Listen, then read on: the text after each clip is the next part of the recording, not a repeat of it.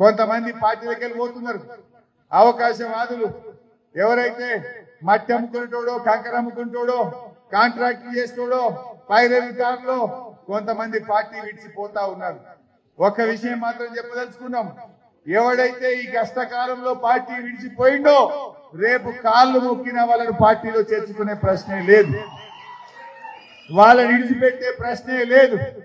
ఈ కార్యకర్తలు ఈ కష్టకాలంలో ఇవాళ ఇంత అద్భుతంగా భువనగిరి ఎంపీ సీటు గెలిపించడానికి వచ్చిన మీ కాళ్ళు గడిగి నెత్తిన పోసుకున్నా తక్కువే.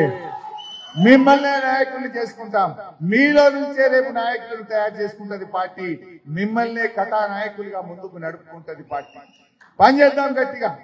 ఇవాళ రేవంత్ రెడ్డి గేట్లు తెరుస్తా, నువ్వు గేట్లు తెరిస్తే వచ్చిన వాళ్ళు ఎవరు? కొంతమంది పైరోకారులో పవర్ బ్రోకర్లు వస్తారు. మా ఆత్మ గౌరవం గల ఈ పోరాట కార్యకర్తలు, మా ఉద్యమకారులు ఈ పార్టీని విడవడానికి ఎవరు కూడా సిద్ధంగా లేరు మిస్టర్ రేవంత్ రెడ్డి.